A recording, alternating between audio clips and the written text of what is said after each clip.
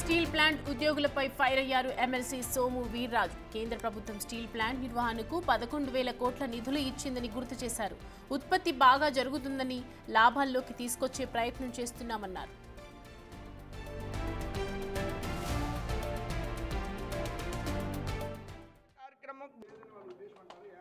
ఏమో అది మీరే అడగాలి. మేము 11,000 కోట్లు ఇచ్చారు కదా, మీకు లాభాల్లోకి తీసుకొచ్చే ప్రయత్నం చేస్తున్నారు కదా, ఉత్పత్తి బాగా జరుగుతుంది కదా, ఈ కార్మికులతోటే మీరు ఇంకా ఎందుకు కూర్చున్నారు ఇక్కడ అరక్క తిన్నాదని మీరు వారిని అడగాలి.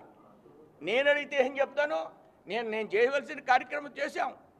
వారికి ముందే ఈ 11,000 కార్యక్రమం ముందే ఒక 3,000 కోట్లు బ్యాంకుల్లో అప్పుడే ఇబ్బంది పెట్టకండి.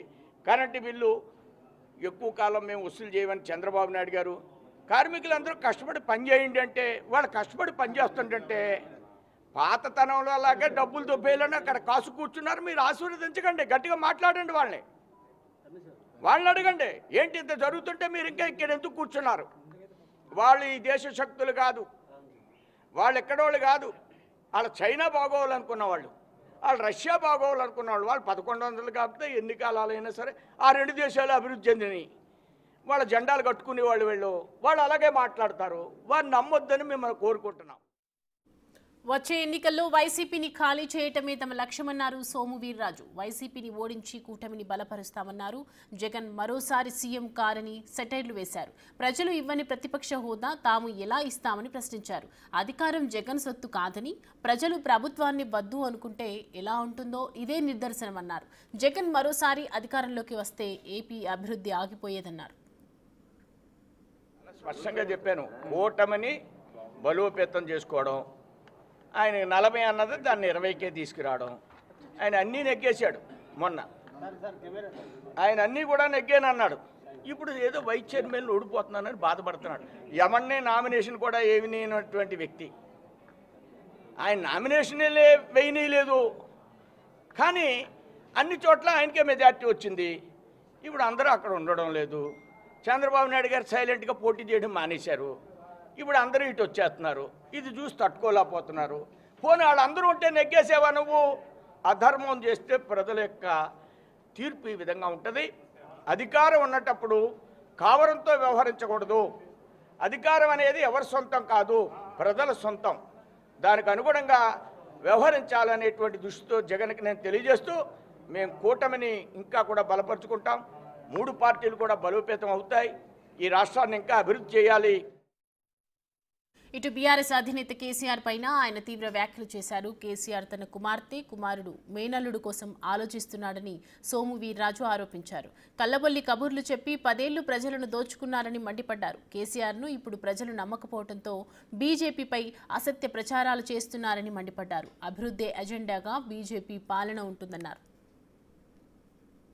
కేసీఆరే పెద్ద గుంట నక్క, రాత్రులు నిద్రపోనటువంటి నక్క, ఊగిపోతున్నటువంటి నక్క, గుంట నక్కే పెద్ద కేసీఆర్.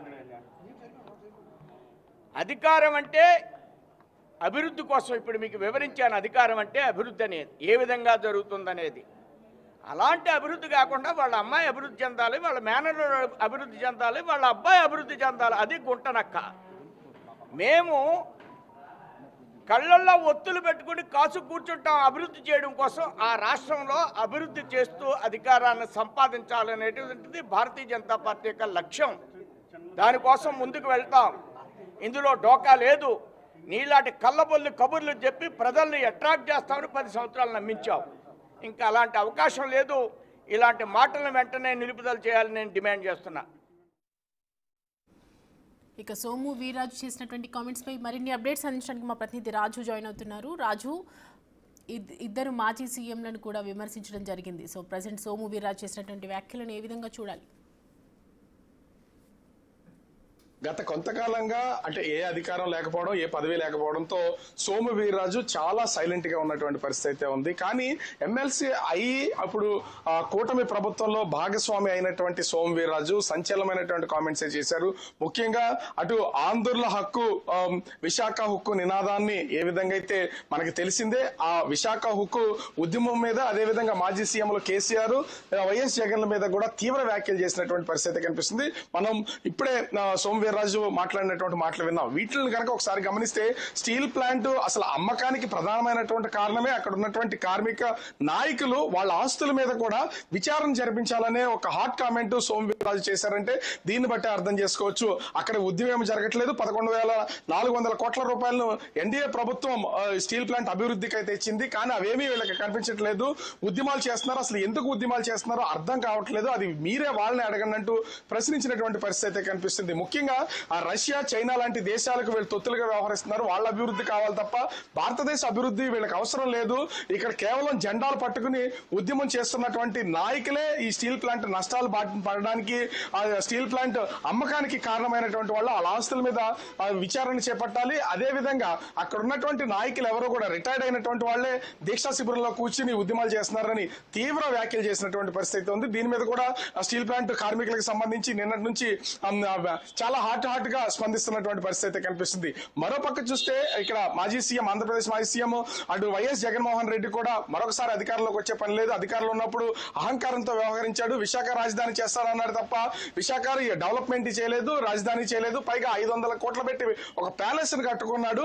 అహంకార పూరితంగా చేసినటువంటి వ్యక్తి ఇప్పుడు అసలు ప్రశ్నించడానికే సరిపోడంటూ ఆ జగన్ మీద కూడా విమర్శలు చేసినటువంటి పరిస్థితి ఉంది. ముఖ్యంగా అప్పుడు అంటే ప్రజలే నీకు ఎట్లాంటి హోదా ఇవ్వలేదు, ఇప్పుడు ప్రతిపక్ష హోదా కావాలంటే ఎక్కడి నుంచి వస్తుంది అంటూ ప్రశ్నించినటువంటి పరిస్థితి ఉంది. మరొక అడిగేసి, ఎందుకంటే ఆంధ్రప్రదేశ్ రాజకీయాల్లో ఉన్నాడు కాబట్టి సోము వీర్రాజు ఆంధ్రప్రదేశ్ కి సంబంధించిన రాజకీయ నాయకులు విమర్శించారంటే అనుకోవచ్చు, కానీ ఒక అడుగు ముందుకేసి కేసీఆర్ ను కూడా తీవ్ర స్థాయిలో విమర్శించినటువంటి పరిస్థితి ఉంది.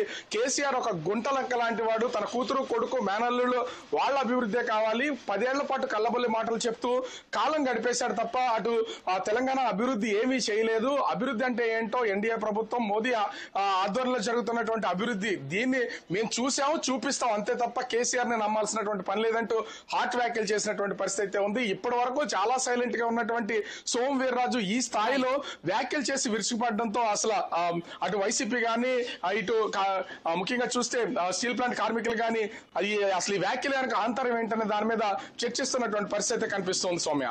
Right Raju, thanks for the updates.